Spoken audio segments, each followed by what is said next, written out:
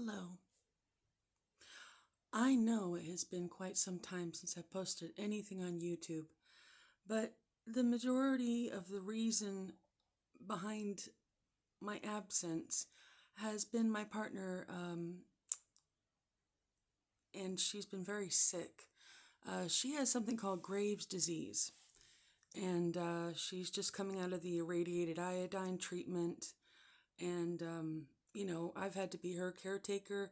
And then I was hit with vertigo out of nowhere, so that knocked me down for a few weeks as well. But the majority of the reason why I'm here is I would like to ask you a question. And I realize that a number of my followers are in England, and that's awesome. I love y'all.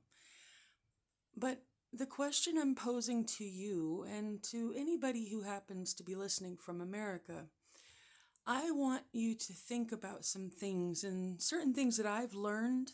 I'm going to compile them here so that way you can think about these facts. And I hope that you will take into consideration just how important this election is coming up.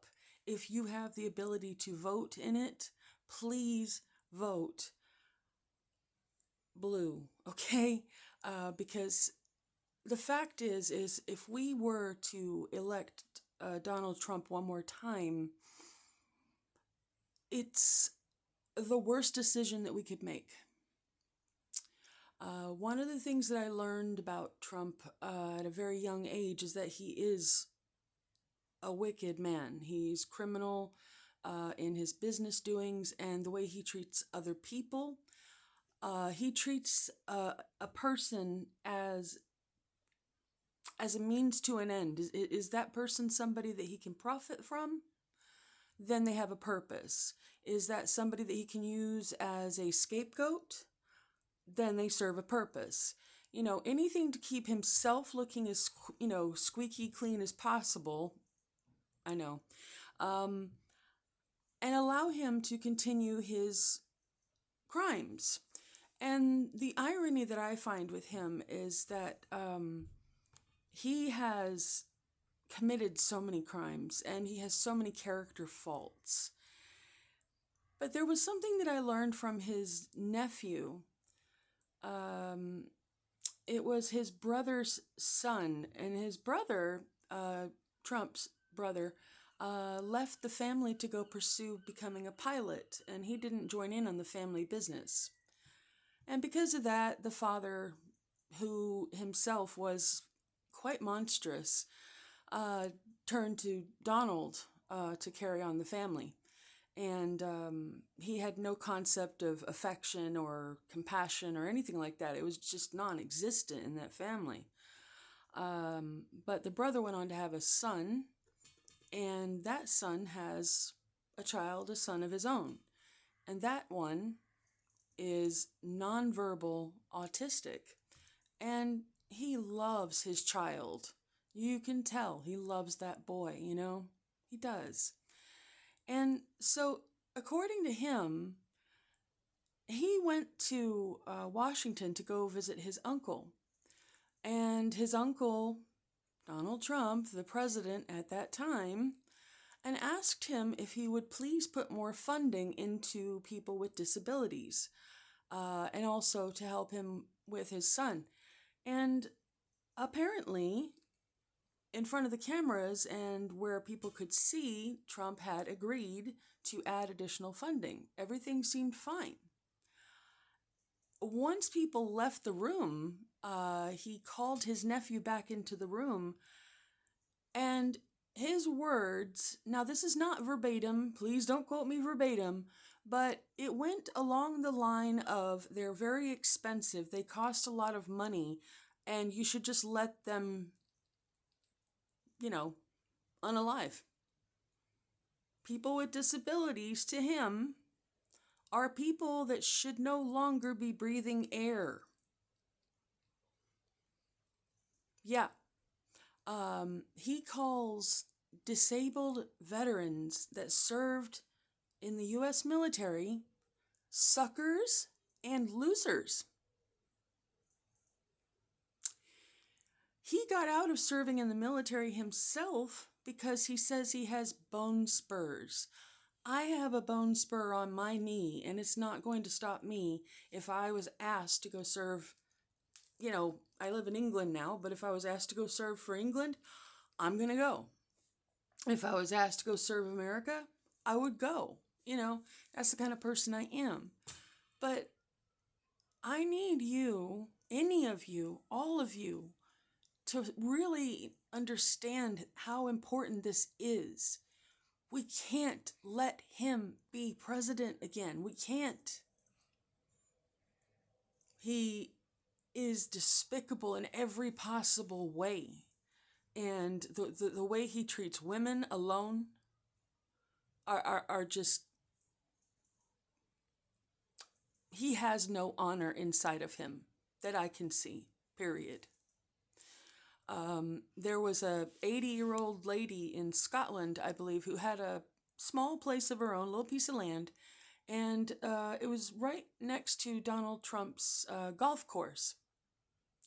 And somehow her water main had crossed over into Donald Trump's land. It had been there the whole time, but it wasn't causing any problems, as far as I remember, no structural problems with the golf course. But they cut off her water for, 3 years, I believe. And this little old lady was forced to carry buckets of water from a well to her house to wash herself, to wash her clothes, to do her dishes, all of that. And Trump never did anything to help her, of course. The only people he helps are people that have an exorbitant amount of money. And I'm not sure if my audience here has seen how I feel about Donald Trump, but I, in all truth, do not believe there should be a billionaire class at all. Nobody needs $1 billion or £1 billion, or nobody needs that. It's ridiculous. Nobody should have the amount of money that can sway the leaders of countries to do what they want. Millionaires, fine. Do what you want. But a person like me, if I had $1 billion, I'm sure as hell not going to be holding on to it for myself. I'll hold on enough to where I can have people that can help me with my pain, maybe do a couple of things to make my life a little easier, sure.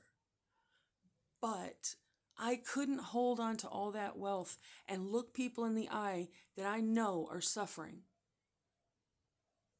But Donald Trump could do that. He buried his wife on his golf course for a tax break.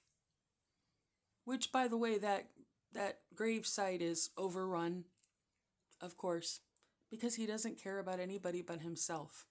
So, I don't know how much energy I'm going to have. I know I have not been feeling, I never feel well. And I can only honestly, sincerely say I am sorry for being gone so long. I try to do videos when I can. I do a lot more TikToks because they're short, but I was thinking about uploading some of my TikToks so y'all could see them, see what you think if you like. And there's also, I'm going to include a link at the bottom of this when I'm done. One final thing that caught my eye and I think is very important, and it might shock some of you. It might, okay? But there's a University of South Carolina, and they decided for fun they were going to hold a roast of the current American vice president. Her name is Kamala Harris. Okay? And she's the current vice president. She has been the district attorney for California. She's very well educated, and she is a beacon of hope for most of us right now, including Coach Walz, or Governor Walz, if you like, her vice presidential pick. They're both decent people. And in comparison to Trump, it's like, what choice? I want it to be Harris. But on that campus, they're having a roast. And the two speakers that they have at this roast, the only two speakers they have, are people that lead groups that think that YT people are better than everyone else. They're wrong, but this is what they're trying to do on campus. And there's a petition where a lot of people are trying to get signatures so that they can bring it before the board and show that there's a large number of people that are not pleased with this idea, as if they need that. But yeah, that's the truth. And they're also planning on hosting an event of their own on the same night with a much more positive spin. And I believe they're going to have members of the NAACP. I always get that one wrong. But a lot of speakers, a lot of positivity, and I'm excited for it, and I really want to share that with you as well. And I'll tell you another thing. They're spelling her name Kumala. And so they're not going to just be attacking her based on her skin color, but they're also going to be attacking her based on the fact that she's a woman. And I'm absolutely appalled. And I just hope I can get you all to, sign and share this petition as well. It would mean the world, honestly. And, hopefully it will put an end to another disgraceful thing that's happening in the South, yet again, to people of color. I'm sick of it. I'm sick of it just being so prevalent that a lot of people in America are just like, oh, it's another one, Like they're getting desensitized to this almost. It's almost like the things that happen in the schools, that are incredibly tragic. And to them, it's almost like another day. I don't get it, but I hope that you will take the time, watch the video. Hopefully you're not too mad at me, okay? And I'll put the link down below for the petition, okay? It's called Not on Our Campus at change.org. And last time I looked, they needed 100 more to get to 10,000. Now they're well past 10,000. They're going into 15,000. So I'm like, ee. So if y'all can do that, I'd really be grateful, okay? And yeah, that's really all. Can't think of much else to say, but I hope that I can hear from some of you, because honestly, some of you are just amazing folks, and I'm grateful that you're still following. So, thank you. Now, how do I? Oh, there it is. Oops.